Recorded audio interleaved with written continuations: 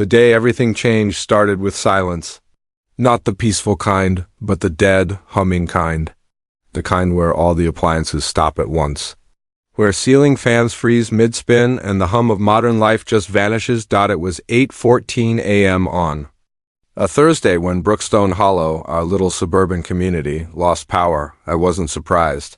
The region had been hit with back-to-back heat waves, transformers were working overtime, and the grid was older than most of the houses here.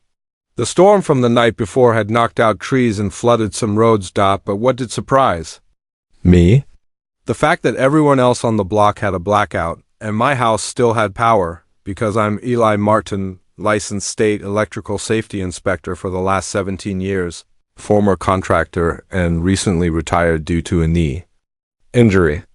And if there's one thing I don't mess around with, it's electricity. When I built this house 5 years ago, I installed a dual system, solar panels with an underground battery reserve, plus a backup generator with surge protection. It wasn't just about staying off-grid. It was about staying prepared, but to the rest of the HOA?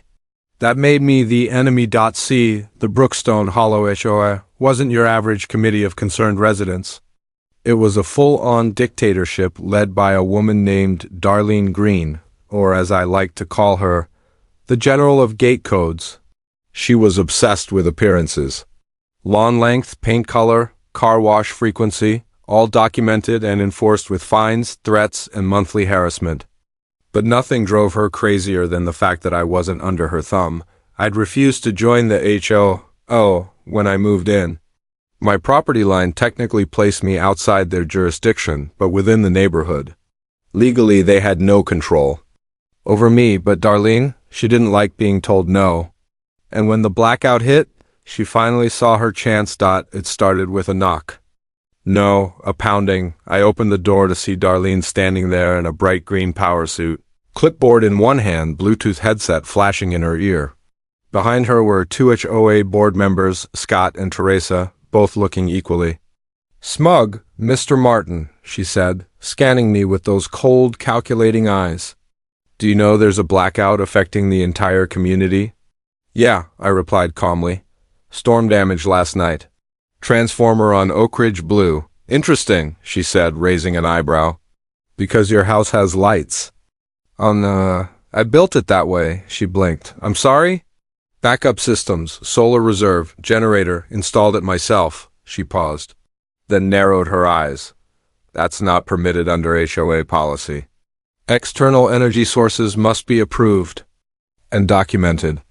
"I'm not under HOA policy," I said with a smile. "We've had this conversation."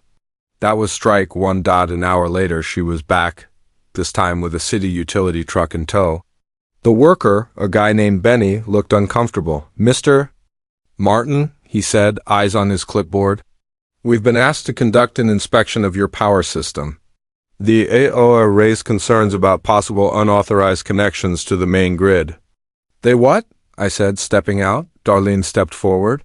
"Your power is disrupting the neighborhood's uniform blackout. Residents are demanding answers." "Disrupting?" "Lady, I'm not even on the main grid right now." "I'm going to need to see your permits," Benny said, scratching his head. I handed him a laminated folder from the shelf near my door. "My full inspector credentials, installation permits, battery specs, solar output logs, all perfectly legal.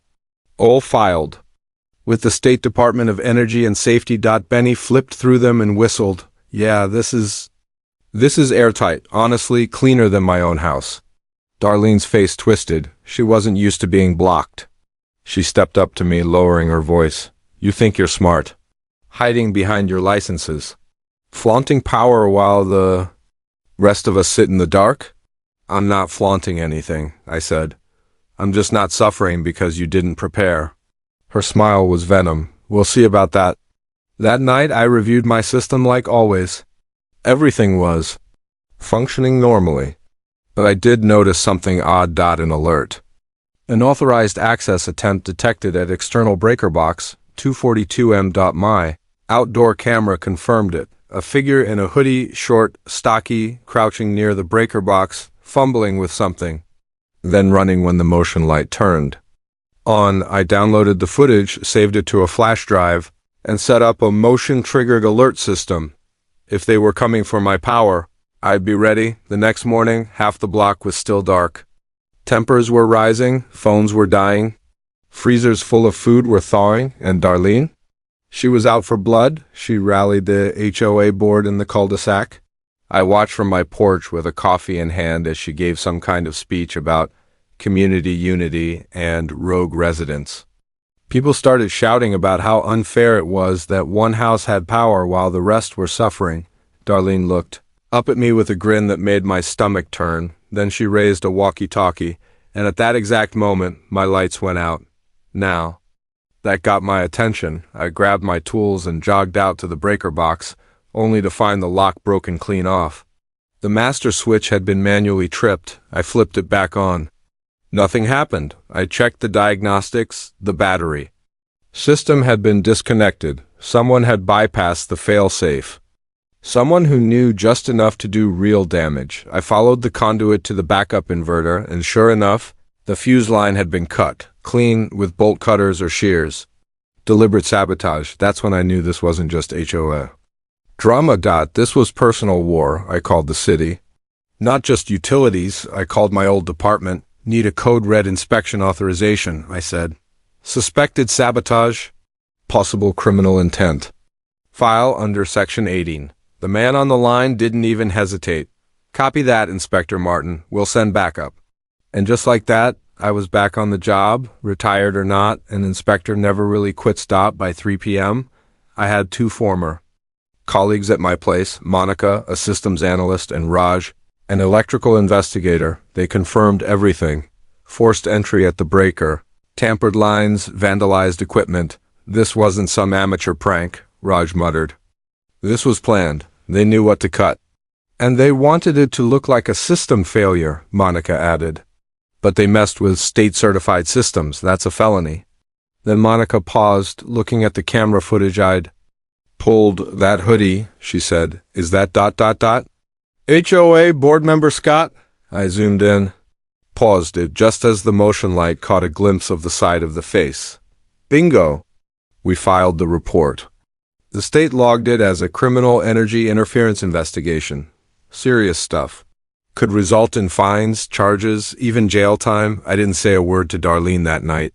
I let her sleep on her victory because the next morning, I was going to flip the switch on all of them. I didn't sleep that night, not because I was scared.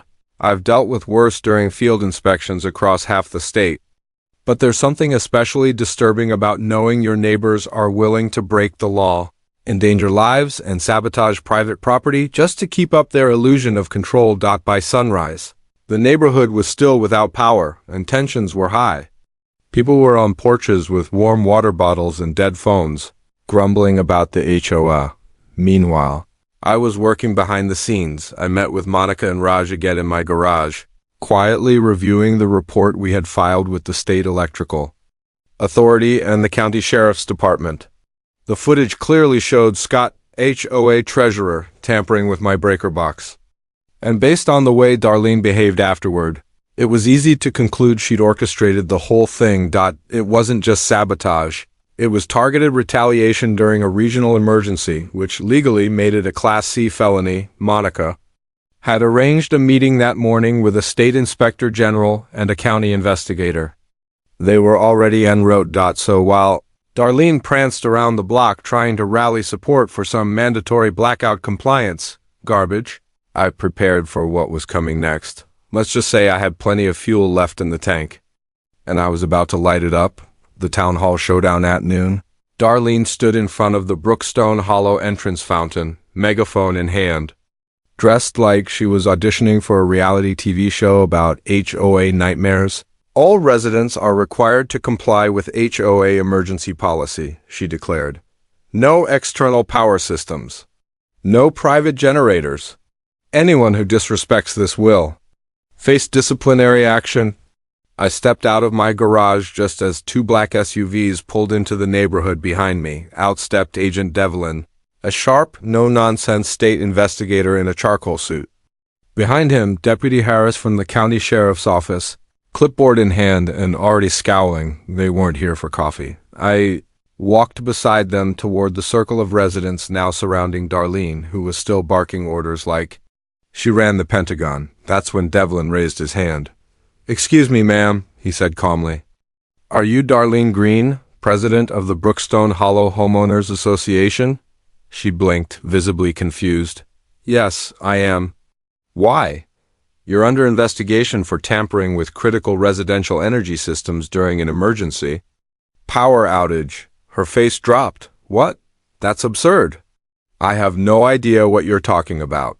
"Then you might want to ask your board treasurer, Scott Carver, why he was caught on camera disabling a resident's power system in the middle of the night."